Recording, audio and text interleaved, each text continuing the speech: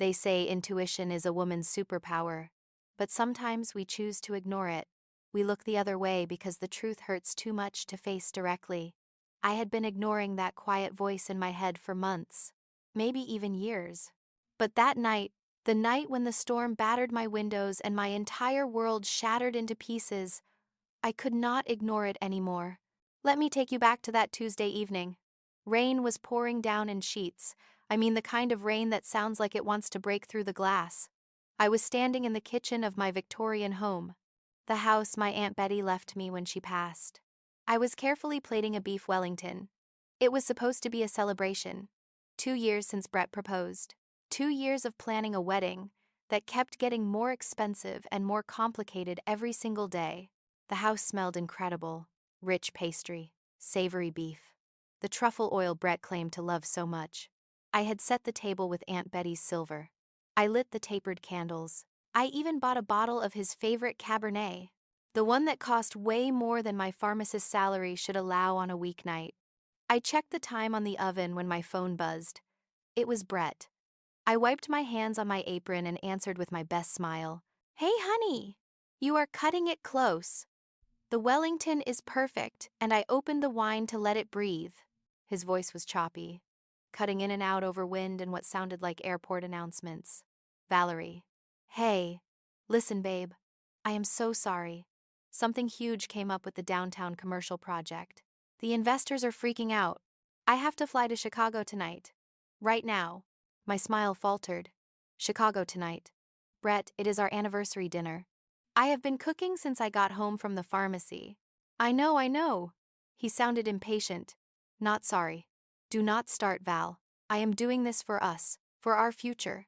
You know how much commission I will make on this deal. It will pay for the honeymoon." He shifted the phone, and for a split second the camera angle went wide. He was clearly at the airport, but behind him, just over his left shoulder, I saw something that made my blood run cold: a neon pink suitcase. Not just any suitcase. It was a limited edition designer bag with gold hardware. I knew it because I had bought it. I bought it for my sister Tiffany for her birthday last month. She had thrown a tantrum because she said she needed it for her influencer aesthetic, and as usual, I caved to keep the peace. "Brett," I asked, my voice trembling slightly, "are you? Is someone with you?" "What?" "No, just the team. Look, they are calling boarding. I have to go. Love you. Mean it." He did not wait for me to say it back. He lowered the phone to end the call, but his thumb must have missed the red button. The screen did not go black immediately, it just pointed down at the floor, capturing his shoes walking briskly. And then I heard it. "Is she gone?" The voice was unmistakable, high-pitched, mocking, sickeningly familiar. It was my mother, Linda. "Yeah." Brett's voice came through clear as a bell now, that he was not pretending to be stressed. "God, she is so needy. It is exhausting." "Well, you handled it perfectly, sweetie," my mother said. "Now put that phone away. Tiffany is waiting by the gate with the drinks. Hawaii, here we come." Finally, Brett laughed. A cold, cruel sound. A week without the wet blanket. "Let us go, Mom." Then the screen finally went black. I stood there in the middle of my beautiful kitchen. The silence of the house was deafening compared to the storm raging outside. My hand was gripping the counter so hard my knuckles were white. Chicago. Business trip. They were going to Hawaii. My fiance. My mother. My sister. The whole family was going on vacation. Not only was I not invited, but they had lied to my face to leave me behind. I felt like I could not breathe. The smell of the beef Wellington suddenly made me nauseous. I turned off the oven with a shaking hand. Why lie? If they wanted a family trip, why not just tell me? Was I that unwanted? Was I just a wet blanket? As Brett had said, I walked into the living room. My legs felt heavy, like I was wading through concrete. I sat down on the sofa, staring blankly at the fireplace. And that is when I saw it. Brett's old iPad. He usually kept it in his briefcase, but he must have left it on the charging dock in his rush to leave. As I stared at it, the screen lit up with a notification. It was a message from Tiffany. I leaned forward, my heart hammering against my ribs like a trapped bird. The preview of the message was visible on the lock screen. I cannot wait for us to announce the good news next week. She is going to freak out when she realizes the house is basically ours. Hurry up, baby daddy. Baby daddy. The house is ours. The room spun. I reached out, my fingers trembling uncontrollably. I picked up the iPad. I knew Brett's passcode. He never changed it. It was 12/18, Tiffany's birthday. I had always thought it was just because she introduced us. A nod to friendship. Now that number felt like a knife in my gut. I entered the code, the padlock icon unlocked, and just like that, I opened the door to hell. The moment the home screen loaded, I felt a physical wave of nausea hit me. The background photo was not me. It was not us. It was a selfie of Brett and Tiffany, cheek to cheek, lying in a bed that looked suspiciously like the one in the guest room of my parents' house. I went straight to the messages. I did not want to believe it. Part of me, the pathetic part that had spent 32 years trying to please these people, wanted to believe this was a prank, a misunderstanding. But the text thread labeled the winning team shattered that hope instantly. The group chat included Brett, my sister Tiffany, my mother Linda, and my father Hank. Everyone was there except me. I scrolled up, my eyes burning as I read the messages from just a few hours ago. Mom, did you get the keys to her safe? Brett, we need to make sure we have the original deed before the wedding. Brett, got them. Copied them yesterday while she was at the pharmacy. She has no clue. She thinks I was fixing the hinge on the closet door. Tiffany. God, she is so stupid. A pharmacist with 0 brain cells. I cannot believe I have to pretend to be nice to her for another 6 months. Dad, just stick to the plan, Tiff. Once they are married and he is on the deed, we leverage the property. That house is worth $1.2 million. That is your startup capital right there. Brett, do not worry, Hank. I have got her wrapped around my finger. She will sign the joint tenancy papers as soon as I get back from Chicago. I guilt-tripped her so hard at dinner last night. I dropped the iPad onto the couch cushion as if it were burning hot. I rushed to the bathroom and dry heaved over the sink. My body was rejecting the information faster than my brain could process it. They were not just excluding me, they were hunting me. I washed my face with freezing cold water, staring at my reflection, pale skin, wide, terrified eyes. Pull yourself together, Valerie, I whispered. You need to know everything. I went back to the iPad. I needed to see how deep the rot went. I opened the hidden photo album. It was password protected, but of course the password was the same. 12/18. Hundreds of photos. Brett and Tiffany in Cabo when he said he was at a real estate conference. Brett and Tiffany at a concert I had bought tickets for, but he claimed he was sick, so I gave them to Tiffany to take a friend. And then the most recent ones. A sonogram. Dated 2 weeks ago. The name on the patient file was Tiffany Miller. Hurry up, baby daddy! The text message suddenly made horrific sense. Tiffany was pregnant. My fiance was the father. And my entire family, my parents included, knew about it. They were celebrating it. They were planning to go to Hawaii to celebrate their new grandchild, funded by the money Brett had borrowed from our joint wedding account. I checked the banking app on the iPad. The wedding fund, which I had contributed 90% of from my salary and savings, was drained. Transaction. Aloha Resorts, $12,000. Transaction. First Class Delta, $4,500. Transaction. Tiffany & Co., $3,200. I felt a scream building in my throat, but it would not come out. It was stuck behind a wall of pure shock. I went back to the messages. I searched for the word house. Tiffany. I do not want to live in that dusty old museum of hers, Brett. It smells like old lady. Brett. Babe, we are not living there.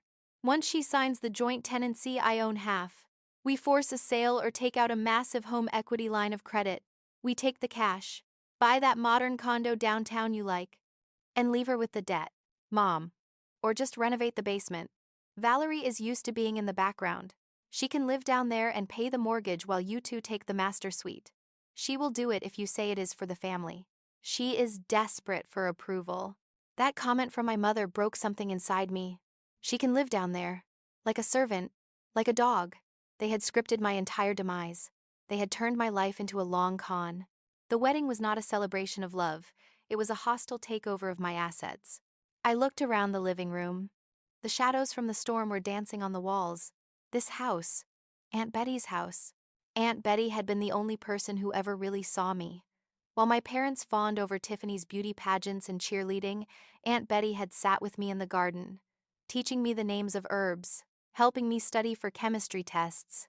When she passed away 3 years ago, the reading of the will had been the first time I saw my parents truly angry at me.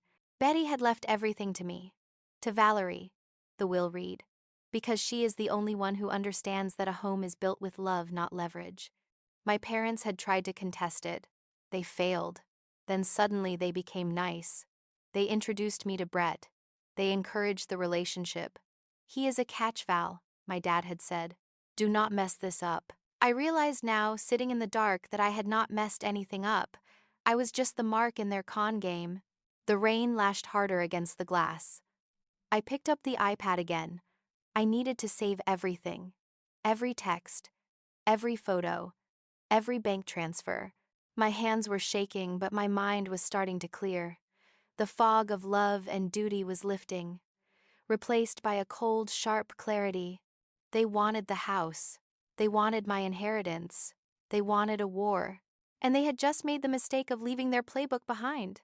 To understand why I was so vulnerable to this deception, you have to understand the ecosystem I grew up in. In the Miller household, there were two distinct roles, and they were assigned at birth. Tiffany was the sun, and I was the shadow. Tiffany was the golden child.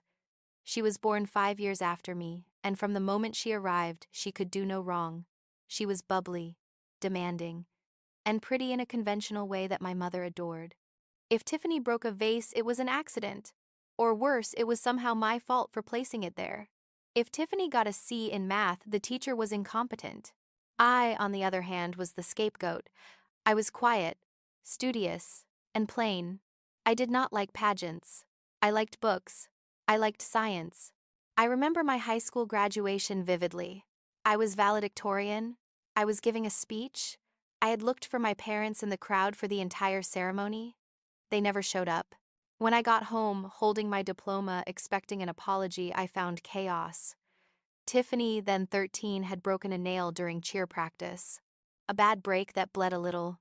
My parents had rushed her to the emergency room and then taken her out for ice cream to calm her nerves. Oh, Valerie, stop being so dramatic. My mother had sighed when I cried. Your sister was in pain. It is just a speech. You can read it to us later. They never asked to hear it. The only person who came to my graduation was Aunt Betty. She sat in the front row cheering loudly, holding a bouquet of wildflowers from her garden. Aunt Betty was wealthy, but you would not know it by looking at her. She lived in a stunning, historic Victorian home on the edge of town. The very house I was sitting in now. She had never married, invested wisely in stocks back in the 80s, and lived on her own terms. My parents called her eccentric and selfish. I called her my savior, Valerie. She told me that graduation day, taking me out for a real dinner at the nicest steakhouse in town. Your parents are fools. They are chasing glitter. But you are gold. Solid gold. She grabbed my hand across the table. Her grip was strong, her eyes fierce. Promise me something. Promise me you will get your degree, get a good job, and never rely on them for anything. Financial independence is the only freedom a woman really has. I took that advice to heart. I worked 2 jobs through pharmacy school. I paid my own tuition. I bought my own car. When I landed a job at the city's biggest hospital, I thought surely now my parents would be proud. They were not. They just asked for loans. Tiffany needs a new car for college. The roof needs fixing. I gave them money, hoping to buy their love. It never worked. When Aunt Betty died, the grief nearly broke me, but the reading of the will was a spectacle. My mother showed up wearing black, dabbing at dry eyes, expecting a massive payout. When the lawyer read that the entire estate, including the Victorian house, the stock portfolio, and the savings, went to my beloved niece Valerie, the room exploded. That manipulative little witch, my mother had screamed, pointing at me.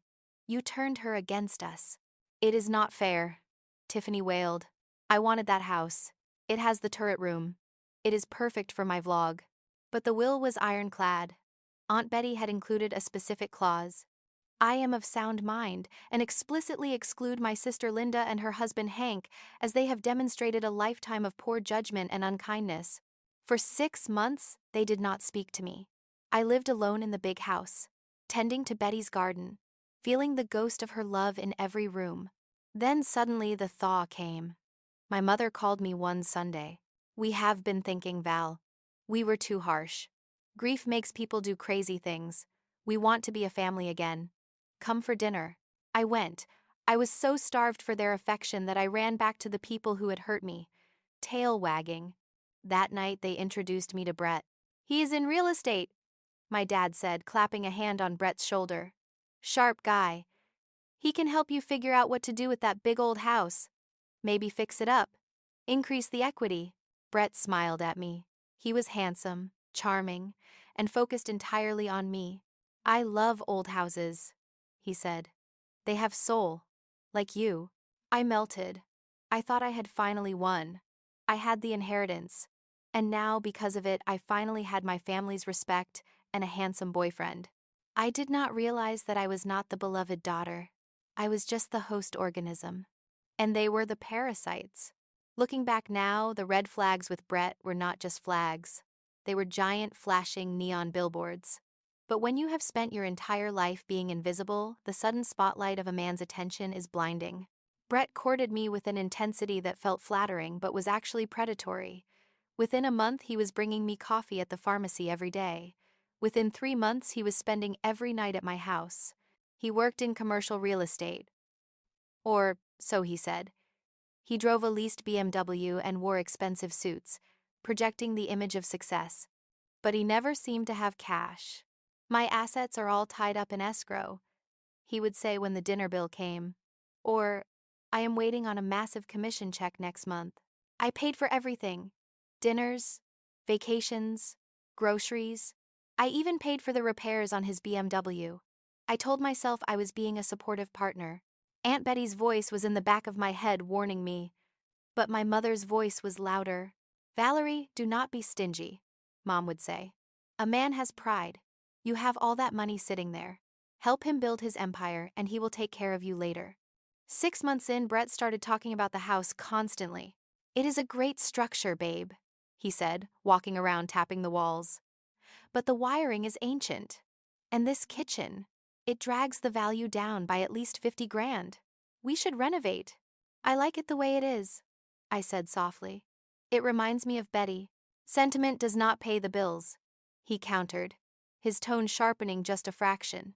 If we want to build a future, we need to maximize our assets. This house is our biggest asset. Our. He started using that word very early. Then came the proposal. It was not intimate. It was a public spectacle in the town square with my parents and Tiffany watching. Tiffany filmed the whole thing. Finally, Tiffany squealed, hugging Brett before she even hugged me. Now we can really start planning. I thought she meant planning the wedding. Now I know she meant planning the heist. About a week after the engagement, the mask slipped for the first time. I came home early from a shift to find Brett in my home office, going through my file cabinet. What are you doing? I asked, startled. He did not even jump. He just held up a folder, looking for the survey of the property. I wanted to see where the property line ends. I was thinking we could subdivide the lot, sell the back acre. I do not want to sell the garden, I said, feeling a tightness in my chest. That is where Betty's roses are. He slammed the drawer shut. God, Valerie, you are so short-sighted. I am trying to make us millions, and you are worried about some dead roses. Do you want to be a pharmacist forever? Counting pills? I recoiled. He had never spoken to me like that. Later that night, he cried. He actually cried. He told me he was just so stressed because he wanted to give me the world and he felt inadequate because I had more money than him. I just want to be an equal partner, he sobbed. I feel like a leech living here without my name on anything. It hurts my pride. I comforted him. I apologized. I told him I did not care about the money. And that was exactly what he was counting on. The truth, which I later found in the background check Mrs. Higgins ran, was that Brett was not a successful developer. He was a glorified scout for a brokerage firm, and he was drowning in debt. He had $80,000 in credit card debt and a gambling problem. He looked at me and saw a walking ATM. He looked at my house and saw a winning lottery ticket and my family. They were not just bystanders, they were his coaches. I remember a barbecue a few months ago. Tiffany was wearing a bikini lounging by the pool Brett had insisted we install on my dime. Brett was grilling. "Hey, Val," Tiffany yelled. "When you guys get married, are you going to redo the master bath? It is so small." "We have not decided," I said. "Well, Brett promised me. Promised us that he would put in a jacuzzi tub," she said, catching herself. I looked at Brett. He winked at me. "Just girl talk, babe. Tiff just wants the best for her big sister." I felt a knot of unease then, but I swallowed it down with a sip of lemonade. I was so desperate to keep the peace, to keep the illusion of the happy family that I let them walk all over me.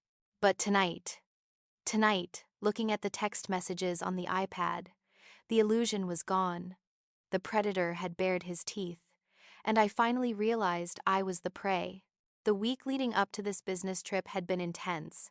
It felt like a coordinated attack, a pincer movement designed to crush my resistance. The target was always the same: the deed, joint tenancy. I had heard that phrase more in the last 7 days than I had in my entire life. It started at Sunday dinner at my parents' house: roast beef, stiff drinks, and an atmosphere thick with expectation. So, my dad Hank started cutting into his meat aggressively. "The wedding is in 3 months. Have you seen the lawyer yet about the property consolidation?" I put my fork down. "I told you, Dad. I am keeping the house in my name. It is my inheritance." Brett and I discussed a prenup. The table went silent. Tiffany rolled her eyes so hard I thought they would get stuck. Brett sighed, a long, suffering sound. He reached over and took my hand, his grip tight. "Val, we talked about this. A prenup. That is for people who plan to divorce. Do you plan to divorce me?" "No, of course not," I stammered. "But Aunt Betty is dead," my mother snapped. "And she was a bitter, lonely old spinster. Is that what you want to be? Alone in that big house with your cats and your money?" "It is about trust, Valerie," Brett said, looking deep into my eyes with that practiced sincerity. "If we are one flesh, we should be one financial entity, joint tenancy with right of survivorship. It means if something happens to me, you get everything. If something happens to you, I am protected. It is romantic in a way. Romantic. And it helps with the business," Brett added, lowering his voice. "I cannot leverage my assets for the new development deal if my name is not on the primary residence. The bank sees me as a renter. It is humiliating, Val." "You are embarrassing him?" Dad growled. "Emasculating him. What kind of wife does that?" "I just need time to think," I said, shrinking into my chair. "You have had time," Tiffany chimed in. "God, you are so selfish. Brett does everything for you. He planned this whole renovation. He deals with the contractors. All you do is count pills and complain." I looked around the table. 4 pairs of eyes staring at me. 2 angry, 1 mocking, 1 pleading, fake pleading. I knew now. "Okay," I whispered, "just to make it stop. Okay, we can sign the papers when Brett gets back from Chicago." The tension instantly evaporated. It was like magic. "That is my girl." Dad cheered, pouring more wine.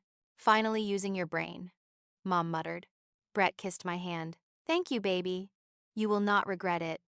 This is the start of our empire." Now, sitting in the dark living room with the rain hammering down, I realized how close I had come. If he had not gone on this trip, if he had not left the iPad, I would have signed.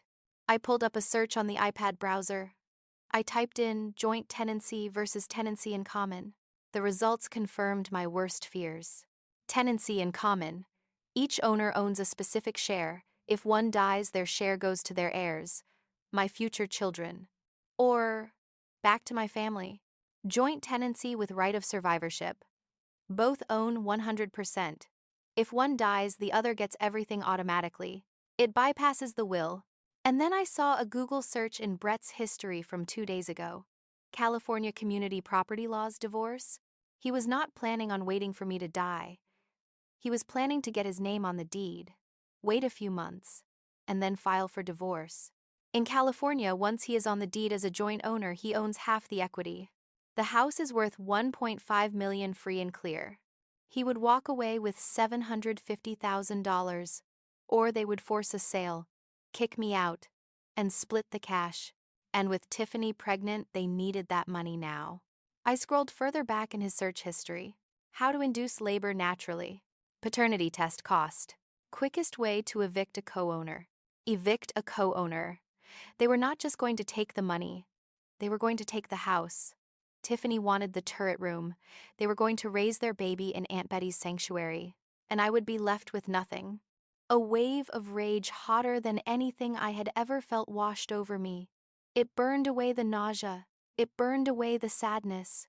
No, I said aloud to the empty room. Absolutely not. I stood up. My legs were steady now. I walked to the safe in the master closet, the one Brett claimed he was fixing. I punched in the code. It opened. Inside were my important papers. The deed. The will. My passport. I checked the deed. It was still in my name. Valerie Miller. Just me. They had not won yet. They had made one fatal calculation error. They assumed I was weak. They assumed I was stupid. And they assumed they had time. They were wrong. I needed a witness. I needed an ally. And I knew exactly who to call. Cassie. Cassie had been my best friend since pharmacy school. She was the complete opposite of me. Loud, brash, tattooed, and unafraid of confrontation. She had never liked Brett. From day one, she called him Ken Doll with a darker soul. I had drifted away from her in the last year because Brett did not like her. She is too rough, Val. She is a bad influence. And because I was tired of defending him, I picked up my phone. It was 11 at night. She answered on the second ring. Val, is everything okay? Why are you calling? You were right, I said. My voice sounded strange, robotic. You were right about everything. What did he do? Cassie's voice shifted instantly from sleepy to alert. Did he hit you? No. Worse. He is screwing my sister, and my parents are in on it, and they are trying to steal my house. Silence on the line. Then the sound of rustling sheets and keys jingling. I am on my way. Do not do anything. Do not confront them. Just lock the doors. I will be there in 20 minutes. When Cassie arrived, she did not hug me. She walked into the kitchen, took one look at the cold beef Wellington, grabbed the bottle of wine I had opened, and poured 2 massive glasses. Drink, she ordered, sliding a glass across the island. Then talk. I showed her the iPad. We spent the next 2 hours going through everything. Cassie did not gasp. She did not cry. She cursed. Creative, violent curses that made me feel slightly better. Okay, Cassie said, slamming the iPad cover shut around 1 in the morning. This is war. And in war, you do not cry. You shoot. She looked at me, her eyes blazing. Val, look at me. Stop shaking. They think you are a doormat. They are banking on it. Literally banking on it. I know, I whispered. How could they? My own mother. Because they are narcissists and parasites, Cassie said bluntly. But we do not have time for psychoanalysis. We have a timeline. How long are they in Hawaii? 7 days. They come back next Tuesday. 7 days. Cassie nodded. Okay, we can do a lot in 7 days. She pulled out a notepad from her purse. First, evidence. We need to back up this entire iPad. Cloud. Hard drive. Printed copies. Everything. Done, I said. I can do that tonight. Second. Cassie pointed a pen at me. The house.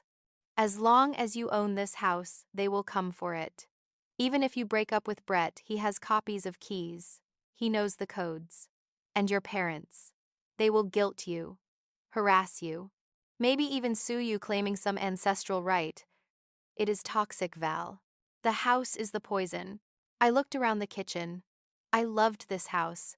It was my connection to Aunt Betty. But Cassie was right. As long as I had this asset, I was a target. And if I stayed here, every room would remind me of Brett's lies. Every corner would be haunted by the memory of Tiffany plotting my eviction. I cannot live here anymore, I said, the realization hurting my chest. They tainted it. Exactly, Cassie said. So we scorch the earth. We get rid of the bait. Sell it, I asked. But a sale takes months. Staging, listing, escrow. Not if you sell to an investor, Cassie said. My cousin works for one of those we buy ugly houses, corporate firms. They buy for cash. Close in days. You take a hit on the price, but you get liquid cash and you get out. Cash, I repeated. Yes, cash. And you know who hates cash?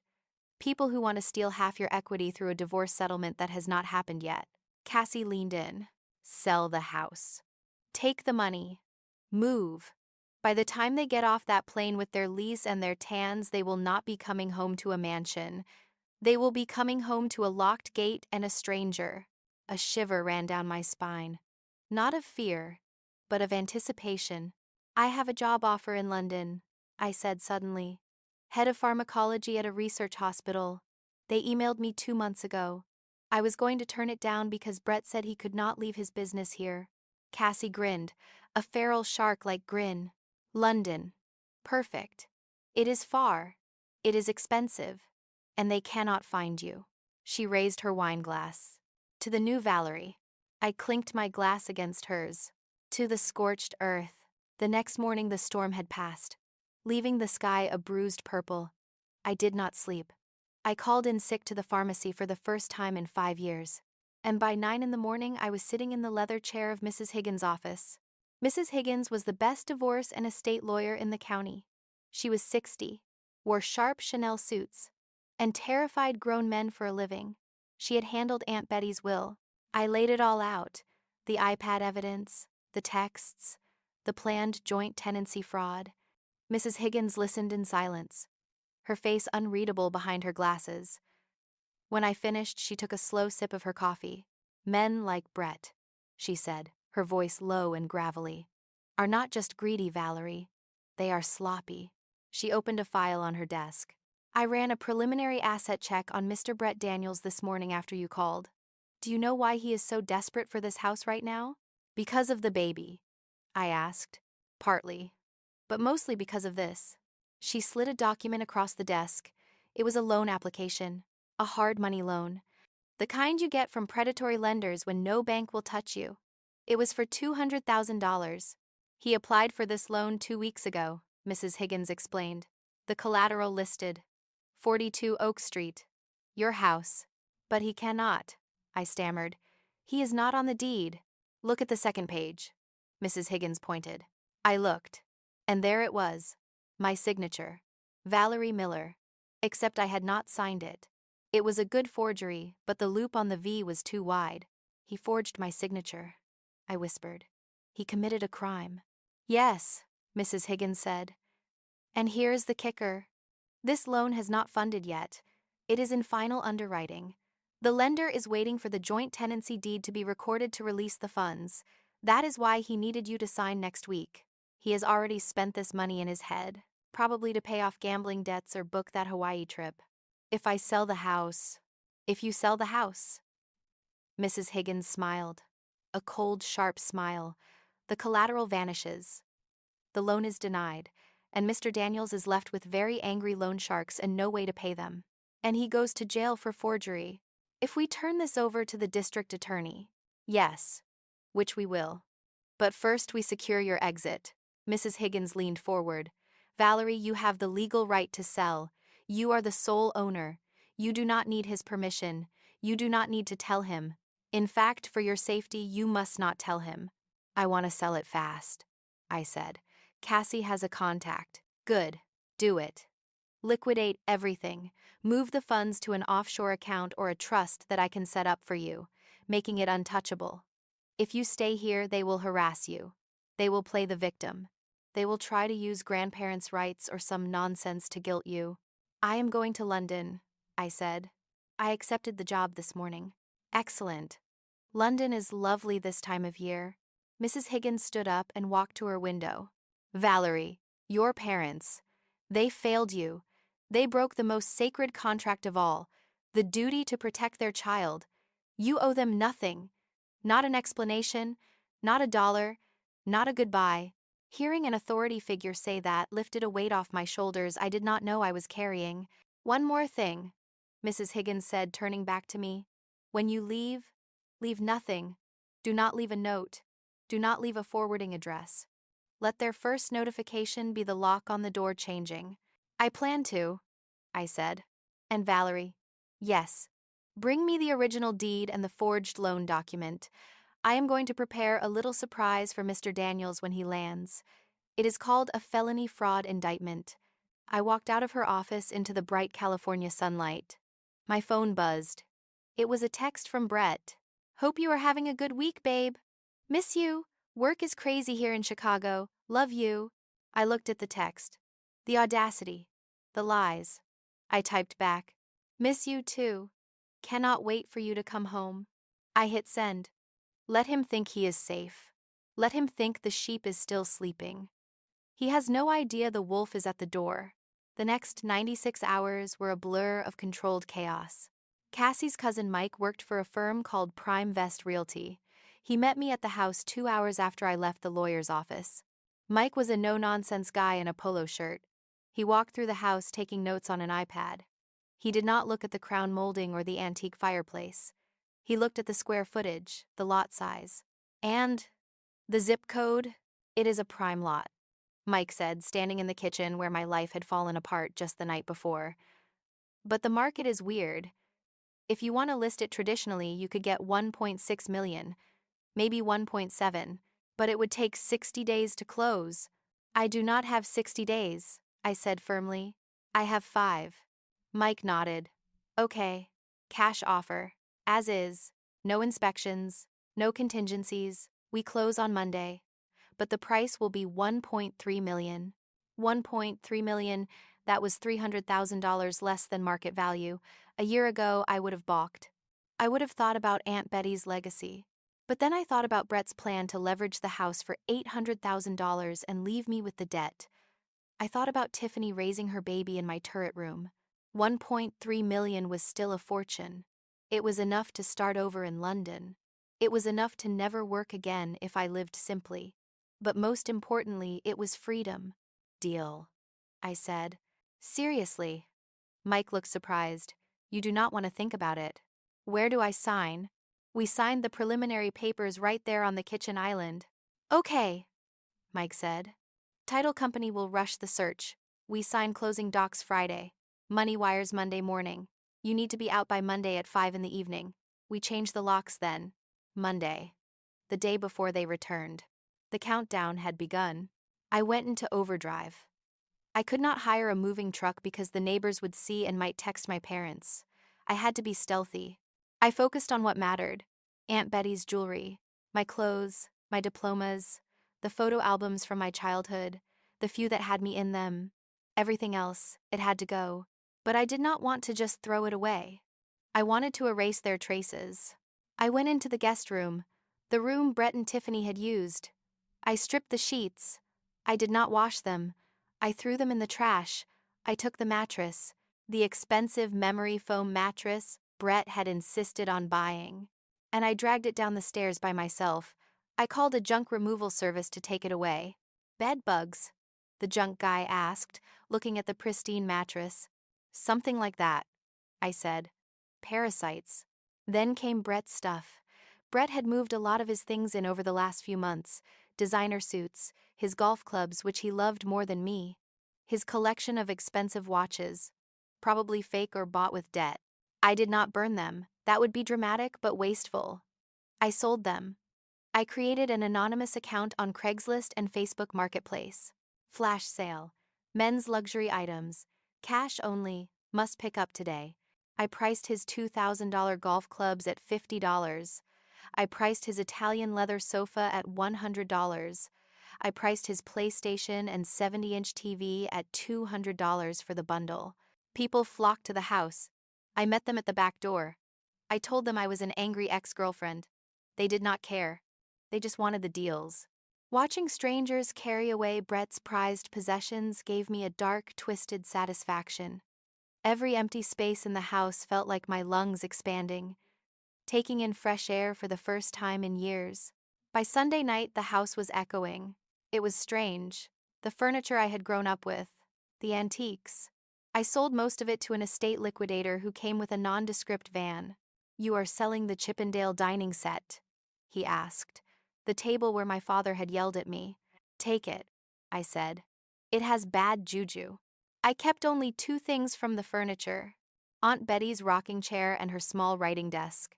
I had them shipped directly to a storage unit in London. Sunday night, I slept on a sleeping bag in the middle of the empty living room.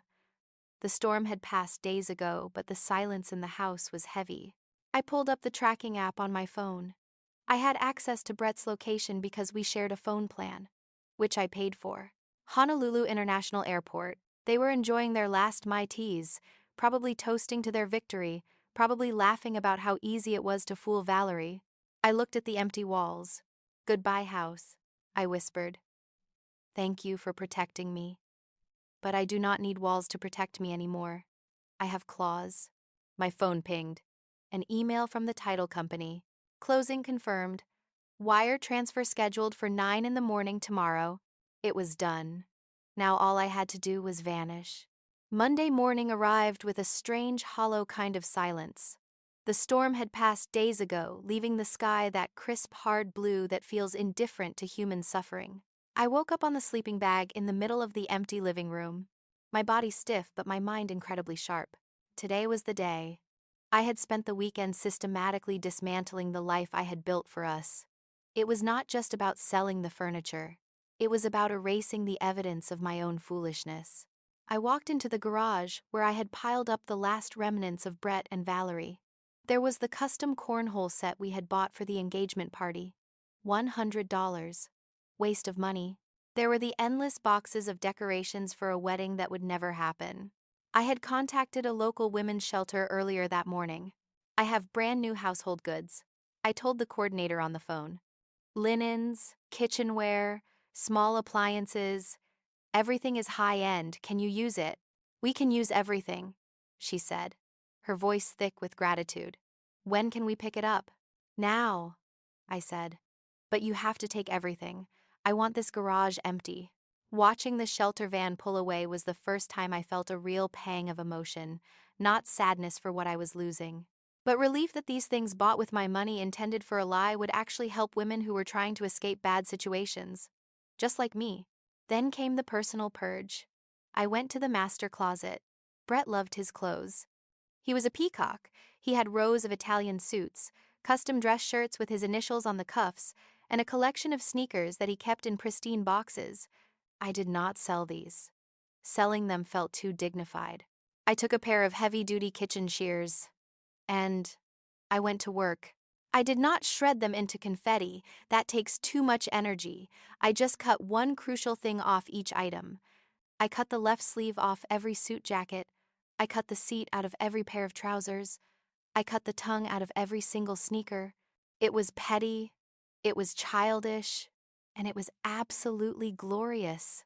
I stuffed the ruined couture into heavy-duty black trash bags and labeled them donation rags. As I was clearing out the top shelf of the closet, my hand brushed against a dusty cardboard box tucked way in the back. I pulled it down, coughing as dust motes danced in the sunlight. It was labeled Valerie's childhood in my mother's handwriting. I sat on the floor and opened it. I expected to find sentimental treasures. Instead, I found indifference. Inside were my old report cards, all straight as, never framed. A few participation trophies from events I hated, and nothing else. No photo albums. No baby teeth. No lock of hair from my first haircut. But at the bottom of the box, buried under a spelling bee certificate, I found something that made my breath hitch. It was a small velvet pouch. Inside was a pearl necklace. Aunt Betty's pearls. I gasped. I had been looking for these for 3 years. After Betty died, they had vanished. I thought I had lost them in the move. I had torn the house apart looking for them. I had cried over them. And here they were, in a box labeled with my name, hidden in the back of a closet in my own house. My mother must have taken them. She must have swiped them during the funeral reception, hidden them here, and then what? Forgotten about them, or kept them as leverage. The realization made me sick. She stole from her dead sister, hid it from her grieving daughter, and then just let it gather dust.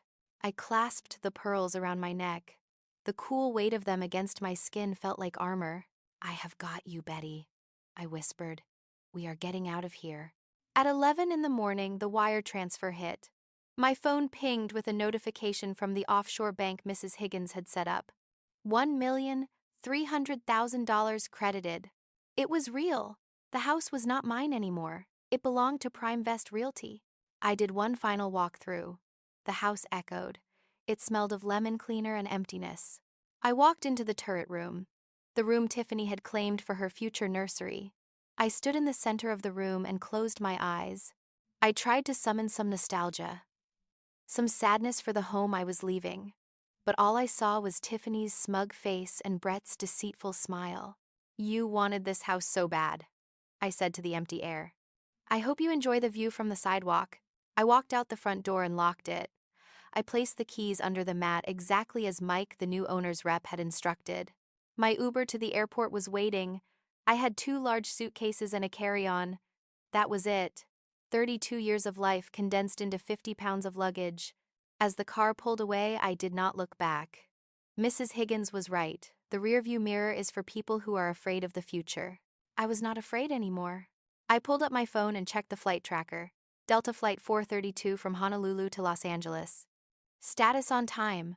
Arrival tomorrow, 2 in the afternoon. They were on their last day of paradise. They were probably packing their bags, tan and relaxed, excited to come home and ruin my life. I settled into the leather seat of the Uber. "International terminal, please," I told the driver. "Big trip?" he asked, meeting my eyes in the mirror. "One way," I said.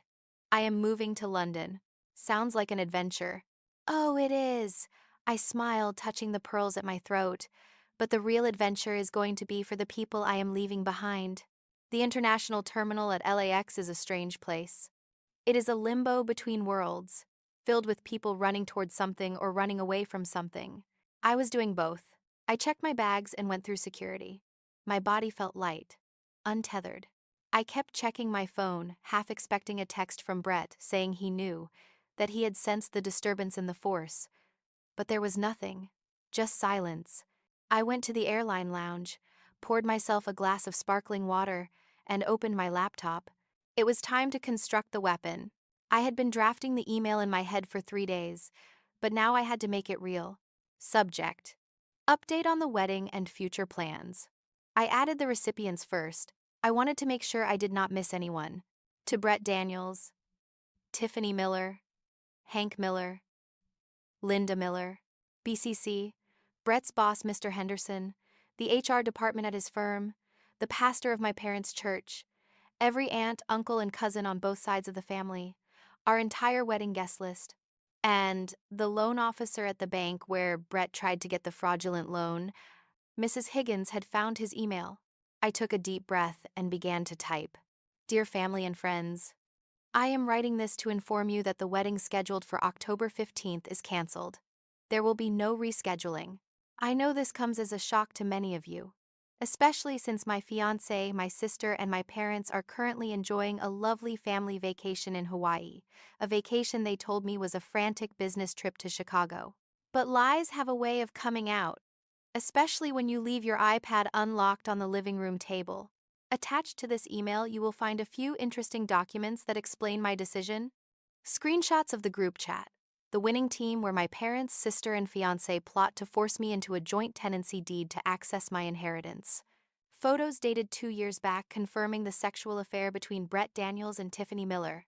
The sonogram of their unborn child, conceived while Brett was engaged to me. A forensic accounting of the $16,000 stolen from our wedding fund to pay for the secret Hawaiian getaway. A copy of the loan application where Brett forged my signature to secure $200,000 from a predatory lender. To my parents: you always wanted Tiffany to have the best. Now she has my fiance. I hope they are very happy together. Please do not contact me. I am no longer your daughter, your ATM, or your scapegoat. To Brett: the house on Oak Street has been sold. The locks have been changed. The new owners are very strict about trespassing. Also, I believe the district attorney will be in touch regarding the forgery. Good luck with your empire. To everyone else: I am sorry for the drama. I am moving overseas to start a new life where people tell the truth. Please respect my privacy. Sincerely, Valerie. I read it over 3 times. It was cold. It was factual. It was devastating. I attached the zip file containing all the evidence. The photos were high resolution. The text threads were complete. There was no room for denial. No room for it is a misunderstanding. I hovered my mouse over the schedule send button. I checked the time. Their flight landed at 2 in the afternoon tomorrow. They would get their bags, get in the cab, and arrive at the house around 3:30 in the afternoon. I set the email to send at 3:45 Pacific time. Right when they would be realizing their keys did not work, right when the panic would be setting in, that is when their phones would start blowing up. That is when the world would know what they did. I clicked schedule. A small pop-up appeared. Message scheduled for tomorrow, 3:45 in the afternoon. I closed the laptop and slid it into my bag. My hands were not shaking anymore. I felt a strange sense of calm, like the eye of a hurricane. Flight 102 to London Heathrow is now boarding. The announcer's voice echoed through the lounge. I stood up, smoothing down my coat. I walked to the gate, handed over my boarding pass, and walked down the jet bridge. As I stepped onto the plane leaving American soil, I felt the heavy cloak of the old Valerie, the people pleaser, the doormat, the shadow, slip off my shoulders. I was not just leaving the country. I was leaving the version of myself that allowed them to hurt me. I found my seat, first class, because why save money for a wedding that is not happening? And accepted a glass of champagne from the flight attendant. Celebrating something, she asked kindly. I looked out the window at the tarmac. Heat waves shimmering in the distance. Yes, I said, a genuine smile spreading across my face. I am celebrating a funeral. Oh, I am so sorry. She looked confused. Do not be. I toasted the air. It was a long time coming. Landing in London was like waking up on a different planet. The air was cool and smelled of damp pavement and diesel. A stark contrast to the stifling heat of California. I took a deep breath, filling my lungs with the gray, beautiful smog of freedom. I had rented a temporary service apartment in Kensington while I looked for something permanent. It was small, modern, and blissfully empty of memories. No ghost of Aunt Betty, no shadow of Brett, just clean lines and silence. I unpacked my 2 suitcases. I placed Aunt Betty's pearls on the dresser. I hung up my coats. Then I sat by the window with a cup of tea, English breakfast, strong with milk, and looked at my watch. It was 11:45 at night in London, which meant it was 3:45 in the afternoon in Los Angeles. The email had just been sent. I picked up my phone. I had bought a UK SIM card at the airport, but I had kept my old US number active on Wi-Fi just for this moment. I wanted to see the mushroom cloud. I turned the Wi-Fi on. For a second, nothing happened. Then the phone practically convulsed in my hand. Buzz, buzz, buzz, buzz. Notifications flooded the screen so fast I could not read them. Missed call Mom. 4. Missed call Brett. 6. Missed call Tiffany. 2. Text from Mom. Valerie, what have you done? Answer the phone. Text from Brett. Babe, this is not funny. The key does not work. Where are you? Call me now. Text from Dad. You ungrateful brat. You ruined us. Delete that email immediately. Everyone is calling me. Text from cousin Sarah. Oh my God, Val. Is this true? I am so sorry. They are monsters. Text from Brett's boss. Mr. Daniels, please contact HR immediately regarding the allegations in Miss Miller's email. I watched the messages roll in like credits at the end of a movie. A horror movie. I took a sip of my tea. It was warm and comforting. I could picture it perfectly. They were standing on the porch, surrounded by luggage, tired from the flight, the key jamming in the lock, the confusion, and then the simultaneous pinging of phones in pockets and purses, the realization dawning on their faces like a slow-motion car crash. They thought they were coming home to conquer. Instead, they came home to a fortress that had locked them out, and a digital firing squad that had just taken aim. I did not feel guilty. I checked my heart. Nope, no guilt, just a profound sense of justice. Justice is not always pretty. Sometimes it is messy, sometimes it involves destroying reputations, but it was justice nonetheless. I swiped the notifications away without opening a single one. I was not going to engage. Silence is the loudest scream, Mrs. Higgins had said. I turned off the US SIM card. I removed it from the phone and placed it on the table. Then I picked up a tiny metal pin and ejected the tray. I took the small plastic chip, my connection to my parents, to Brett, to the pain, and I dropped it into my hot tea. I watched it sink to the bottom. Now they could not reach me. I was a ghost. I was a rumor. I was the monster under their bed. I did not witness the scene on the porch personally. Obviously, I was 5,000 miles away, sleeping the deep, dreamless sleep of the vindicated. But I know exactly what happened. How? Because Mrs. Higgins is thorough. And because my neighbor, Mrs. Gable, is the nosiest woman on the planet, and she hates my mother. Mrs. Gable had been watching the house like a hawk ever since the for sale sign went up and came down in 3 days. She knew something was up. So when the taxi pulled up that Monday afternoon, she was ready with her iPhone recording from her second-story window. She sent the video to Mrs. Higgins, who sent it to me a few days later. I watched it on my laptop in London sipping wine. It was better than any reality TV show. The video starts with the taxi van pulling up to the curb. It is sunny in California. Brett gets out first. He looks tan, fit, and arrogant. He is wearing a Hawaiian shirt unbuttoned too low, sunglasses on his head. He stretches, looking at the house like a king surveying his castle. Then Tiffany spills out. She is wearing a floral maxi dress, holding her stomach dramatically. She was barely 8 weeks pregnant. There was nothing to hold. She points at the turret window and says something that makes Brett laugh. My parents, Hank and Linda, get out last. They look smug. My mother is already directing the taxi driver on where to put the bags, treating him like a servant.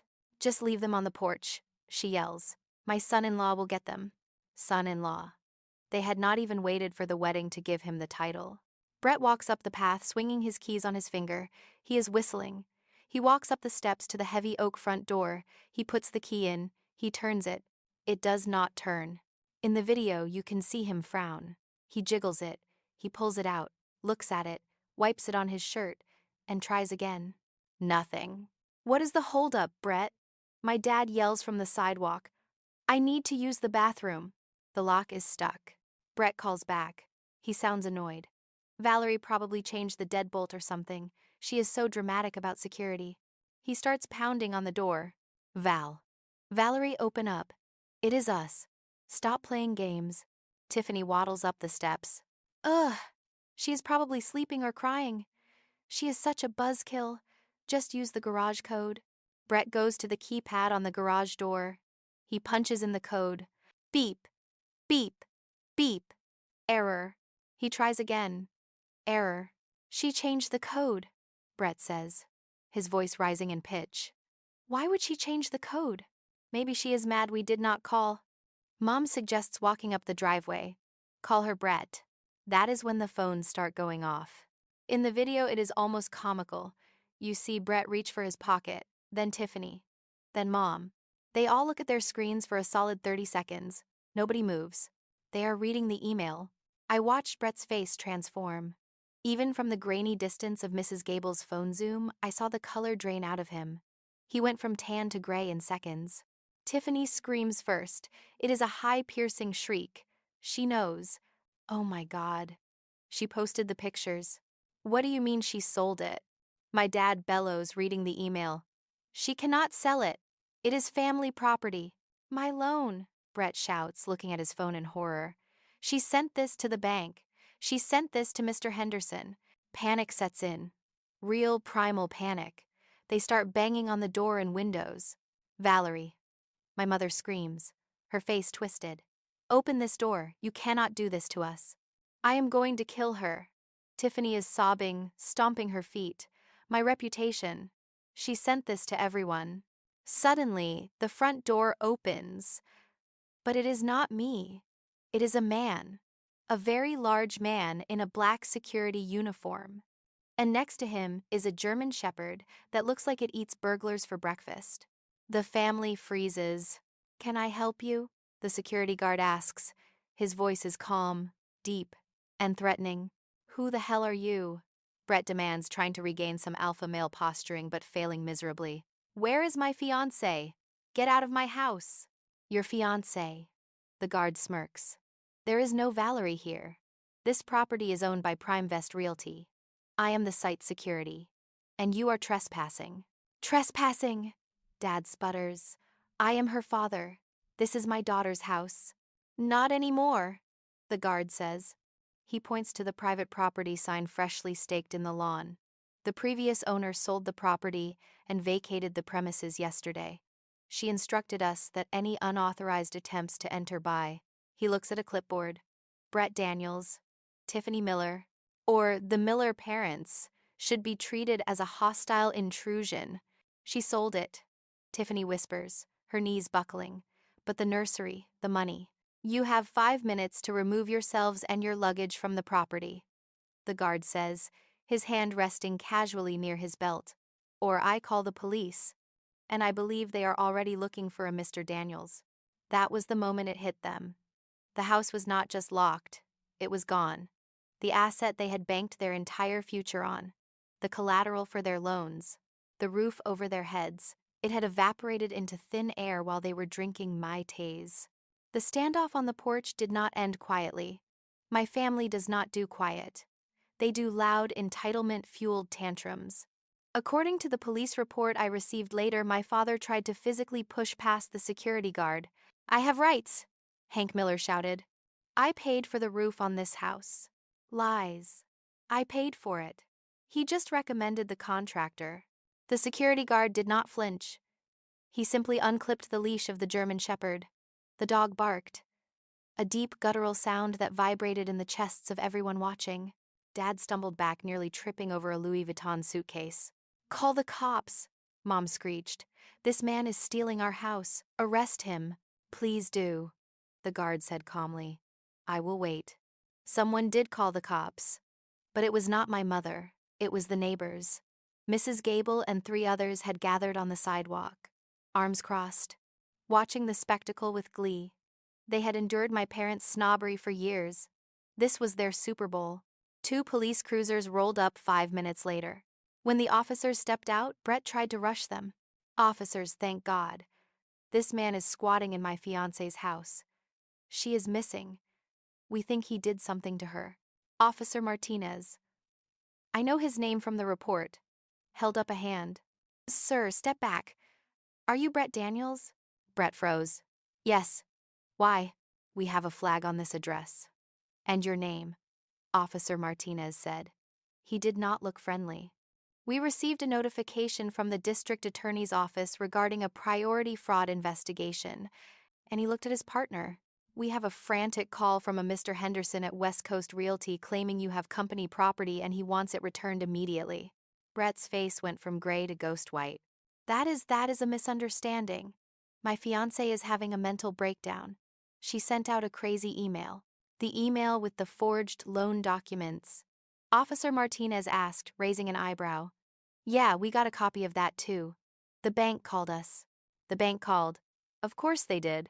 Predatory lenders do not like being defrauded either. We need you to vacate the premises immediately, the officer said to the group. The new owner has provided all legal documentation. You have no right to be here. But we have nowhere to go, Tiffany wailed, sitting on her suitcase, mascara running down her face. We gave up our apartment. We were supposed to move in here. Not a police matter, ma'am, the officer said.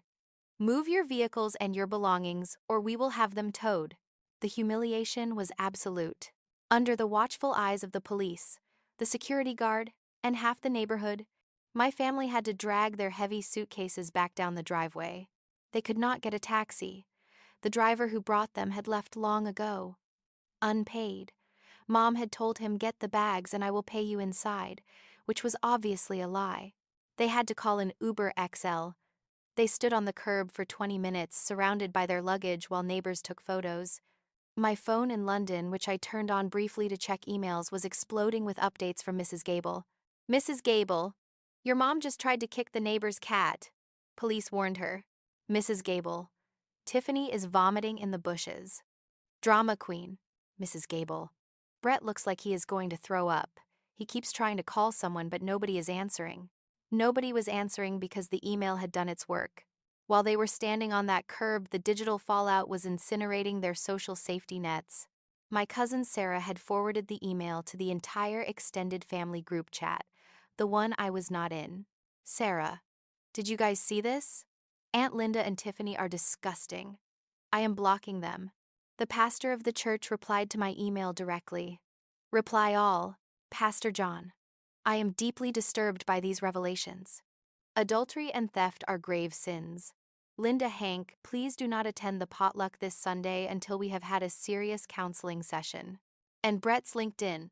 Someone, probably Cassie, bless her heart, had posted screenshots of the forgery and the affair in the comments of his top salesman post. By the time the Uber finally arrived to take them, where to? My parents' small 2-bedroom bungalow across town, I assumed. They were social pariahs. They piled into the car defeated. The winning team looked like a bunch of losers. I closed the laptop in London. I felt a strange cocktail of emotions. Vindication, yes, but also a deep, exhausting sadness. That was my family. That was the man I was going to marry. And I had just nuked them from orbit. But then I remembered the text. She can live down there. She is desperate for approval. I hardened my heart. They did not care about me. They cared about the resource I provided. And now that the resource was gone, they were just angry that the tap had run dry. I went to the bathroom and washed my face. I looked at myself in the mirror. You did good, Val, I whispered. But the war was not over. The legal battle was just beginning. And Brett Daniels was about to find out that a forged signature is a lot harder to erase than a fiancé. The next few weeks were a masterclass in the consequences of one's own actions. I settled into my new job in London. The hospital was amazing, state-of-the-art, busy, and full of people who respected me for my brain, not my bank account. I rented a lovely flat in Notting Hill. Yes, like the movie. But smaller and with better coffee nearby. Meanwhile, back in California, the Miller-Daniels clan was imploding. Since they had all given up their leases or sublet their apartments, anticipating the move into my house, they were forced to squeeze into my parents' 1,200-square-foot bungalow. Picture this. My parents who value their privacy, Tiffany who is messy and demanding, and Brett who is used to luxury, all living on top of each other. One bathroom, thin walls, and zero money coming in. Brett was fired the day after he landed. Mr. Henderson did not even let him come into the office to clear his desk. Security met him in the parking lot with a box. The company property he had to return included the BMW he was driving, which was a company lease. So now Brett was jobless and carless. Tiffany, relying on Brett to be her sugar daddy, suddenly found herself with a broke daddy. The stress was immediate. Mrs. Higgins kept me updated. She was enjoying this immensely. Brett tried to file a lis pendens on the house. She told me over the phone one rainy Tuesday. He tried to claim he had an equitable interest because you were engaged. Did it work? I asked, stirring my tea. Valerie, please. Mrs. Higgins scoffed. I laughed him out of court. You were the sole owner. California does not recognize fiancé as a legal title to property. He has zero claim. The judge actually warned him that filing frivolous lawsuits could lead to sanctions. And the forgery. Yes. The DA is building the case. They have the document. They have the IP address from his iPad, where he accessed the PDF editor. And they have your sworn affidavit. It is a slam dunk. But these things take time. They want to nail him for bank fraud too, which is federal. Back at the bungalow, the winning team was turning on each other. My cousin Sarah, who had become my spy, sent me screenshots of Tiffany's Facebook status updates. Day 3. Family is everything. We will get through this lies and persecution. Day 10. Does anyone know of any receptionist jobs hiring? Asking for a friend. Day 20. Some men are useless. If you cannot provide, do not promise. Clearly aimed at Brett. Then came the church fallout. My mother Linda lived for her status in the church ladies' auxiliary. After the email, she tried to go to the Wednesday prayer group. According to Sarah, when Linda walked in, the room went silent. Mrs. Higgins, who also attends that church, unbeknownst to me, stood up and said, Linda, I think it is best if you sit this one out. We are praying for honesty today. My mother left in tears. She texted me that night. Mom, are you happy? You humiliated me before God and my friends.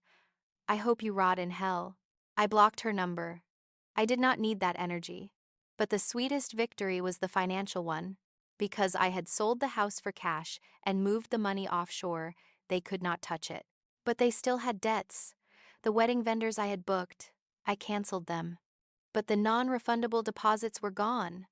And since Brett had put some of the upgrades on his credit cards, expecting to pay them off with the loan, he was drowning. The loan sharks, the ones Brett tried to get the $200,000 from, were not happy. They had not lost money, but they do not like being lied to. I heard rumors that Brett had to sell his Rolex, the real one, and his designer clothes just to pay off some interest, to keep his kneecaps intact. I was building a new life. I joined a book club. I started dating casually. A nice British architect named Liam who thought my American accent was charming. I was healing. But a wounded animal is dangerous, and Brett was not done yet. He had one last desperate card to play, and it involved the only leverage he thought he had left, the law. He managed to find a shady lawyer, a strip mall ambulance chaser who was willing to sue me for breach of promise to marry and intentional infliction of emotional distress. He wanted $5 million. When the process server arrived at my old house to serve me, he obviously could not find me. So, they tried to serve me by publication in the local paper. Mrs. Higgins called me. "He is suing you, Val." "Let him," I said. "I have the truth. We need to countersue," she said.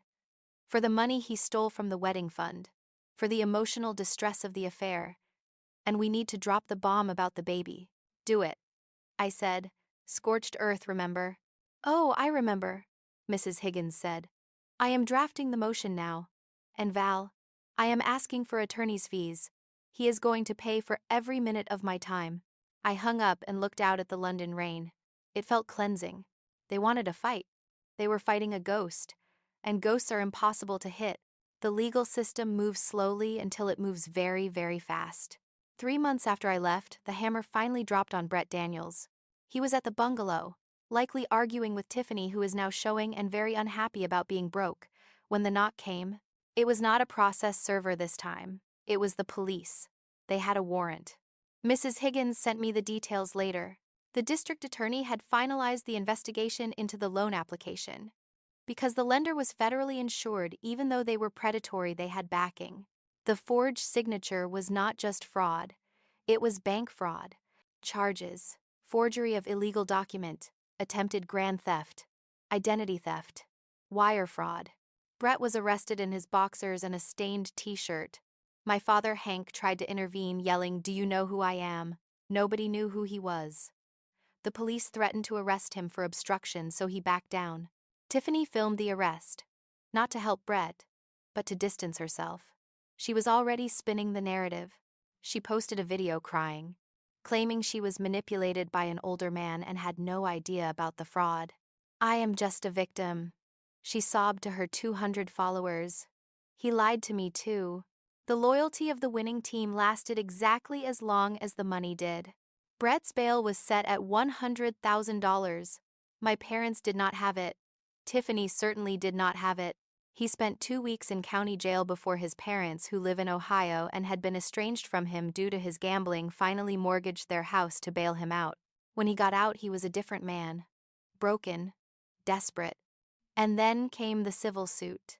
Mrs. Higgins represented me via Zoom. I did not even have to fly back. I sat in my London kitchen wearing a nice blouse and pajama pants, watching Brett try to explain himself to a judge. His lawyer was incompetent. He tried to argue that the house was implied community property because we were engaged.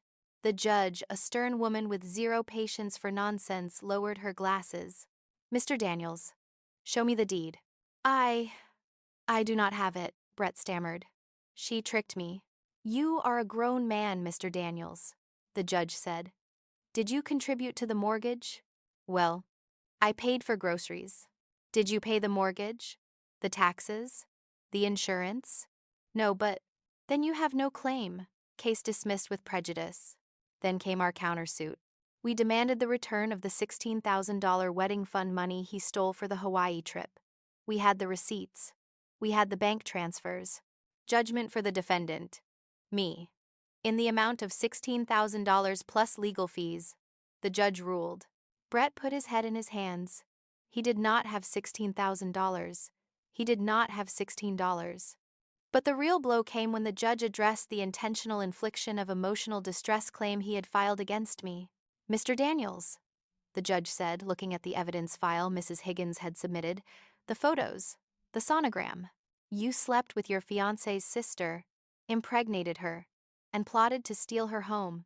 If anyone is distressed here, it is Miss Miller. You are lucky she is not suing you for every penny you will ever make. Get out of my courtroom. I closed the laptop. I took a deep breath. It was over. Legally, at least. I was free. But family. Family is stickier than the law. A few days later, I got an email from cousin Sarah. Subject: Tiffany. Val, you need to know. Tiffany lost the baby. I stared at the screen. My stomach dropped. Despite everything, an unborn child was innocent. Sarah. It happened yesterday. Stress. High blood pressure. The doctors could not stop it. She is devastated. She is blaming Brett. She actually threw a vase at him in the hospital. Mom says the family is completely broken. Hank is drinking again. Linda is on tranquilizers. It is a haunted house over there. I felt a wave of sadness. Not for them, really, but for the waste of it all. All that greed. All that scheming. And what did they have to show for it? A criminal record. A lost child. And a mountain of debt. I closed my eyes. I did not reply to Sarah.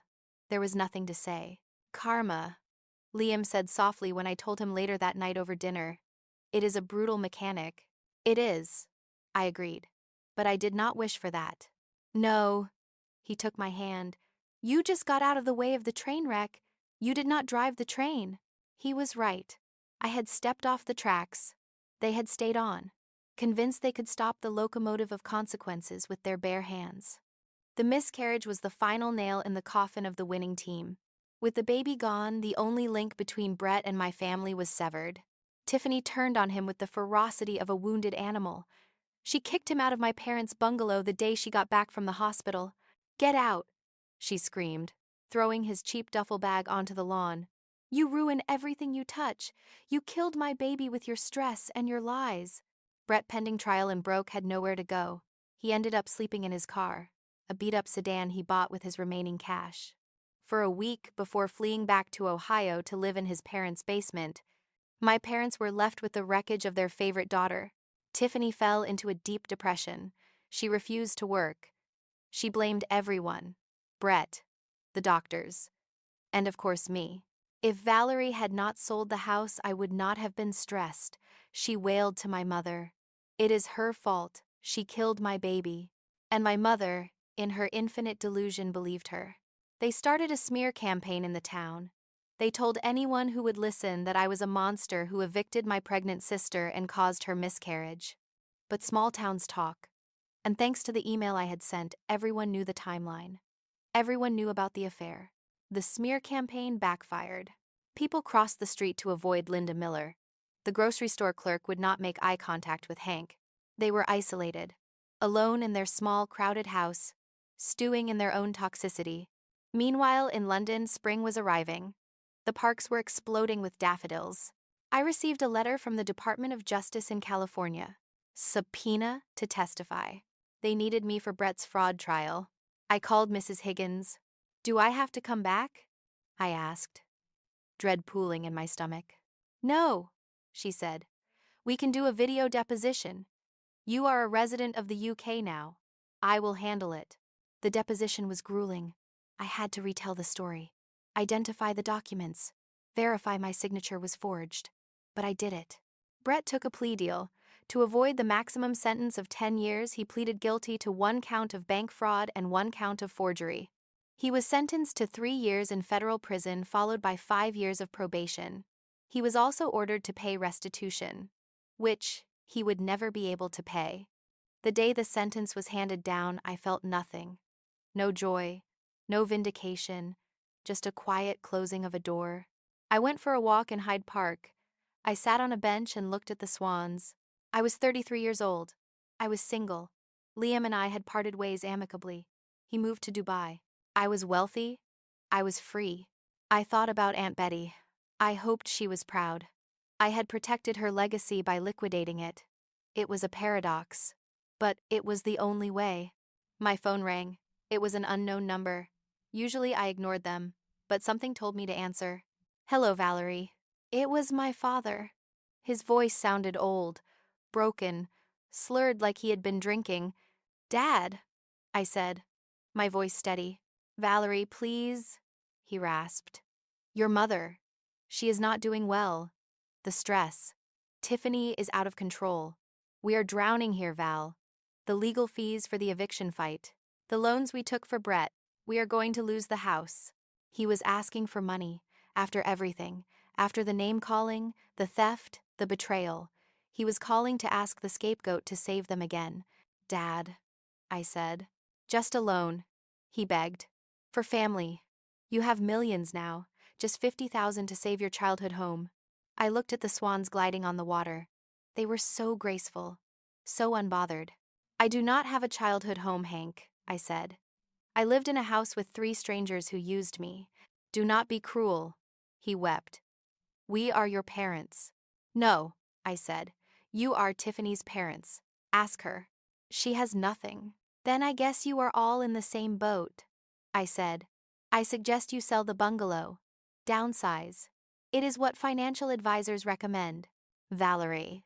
Goodbye, Hank. Do not call this number again. I hung up. I blocked the number. I sat there for a long time waiting for the guilt to come. I waited for the conditioned response of the scapegoat. The urge to fix, to help, to please. It did not come. Instead, I stood up, brushed the crumbs off my coat, and walked toward the subway. I had a reservation at a new Italian restaurant. I was going to order the most expensive wine on the menu, and I was going to drink it to the memory of the girl who used to be Valerie Miller. Time heals, they say. I do not know if it heals, but it definitely creates distance. 1 year after the Great Escape, my life was unrecognizable. I had been promoted to director of research at the hospital. I had bought a small cottage in the Cotswolds for weekends, a place with a garden that rivaled Aunt Betty's. I was happy. Truly, quietly happy. I had not heard from my family in 6 months. The last I heard from cousin Sarah before I told her to stop updating me because I did not want to know was that my parents had indeed lost their house. They were living in a rental apartment. Tiffany was working as a waitress at a diner, looking for her next mark. Brett was in prison, likely polishing floors. Then the final attempt at contact came. It was not a call. It was a letter. A handwritten letter on cheap lined paper, forwarded by Mrs. Higgins, who screened my mail. Mrs. Higgins' note attached. Val, you do not have to read this. I can shred it. But I thought you might want closure. I opened it. It was from my mother. Valerie, I am writing this from the hospital. My heart is giving out. The doctor says it is stress, broken heart syndrome. I know we made mistakes. I know we favored Tiffany. But you have to understand. She needed us more. You were always so strong, so independent. We did not think you needed our help. Brett fooled us all. We are victims too. Please, Val. I am an old woman. I do not want to die without seeing my daughter. Come home. We can start over. I forgive you for selling the house. Love, Mom. I stared at the words. I forgive you for selling the house. Even on her deathbed, if she was even dying, which I doubted. Linda Miller was a hypochondriac of the highest order. She could not take responsibility. She forgave me. She justified her neglect because I was strong. It is the curse of the competent child. Because you can handle it, they assume you should handle it, and they give all their love to the one who refuses to handle anything. I walked to my fireplace in the cottage. I had a nice fire crackling. I held the letter over the flames. I did not feel anger. I felt pity. They were stuck in a loop of their own making, rewriting history to make themselves the heroes or the victims, never the villains. I watched the paper curl and blacken. The words "Love, Mom" turned into ash and floated up the chimney. I did not reply. I did not go back. I learned later that she recovered just fine. It was a panic attack, not a heart attack. She tried to use it to get money from a GoFundMe she set up. I donated $5 anonymously. Just for the irony, that was the last contact I ever had with the Miller family. I am writing this from my garden in the Cotswolds. The roses are in bloom. Aunt Betty's favorite variety, peace roses. I managed to find a grower here who had them. It has been 3 years since I got on that plane.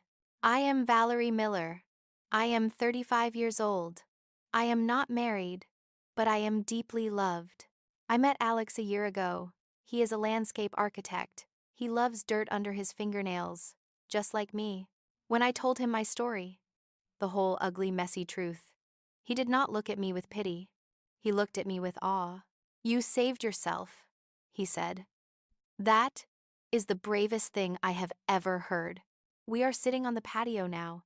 He is sketching a new design for the herb garden. I am finishing this for you.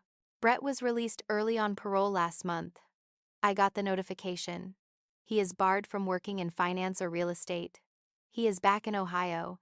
I hear he is trying to become a life coach on TikTok. You cannot make this stuff up. Tiffany is on her second marriage. A guy she met at the diner. I hope he has a good prenup. My parents are somewhere. Existing. I do not hate them anymore. Hate takes energy. Hate keeps you tethered. I have reached the state of indifference. They are just people I used to know. Characters in a book I finished reading. I often think about the woman I was that night in the kitchen, shaking, terrified, holding the iPad.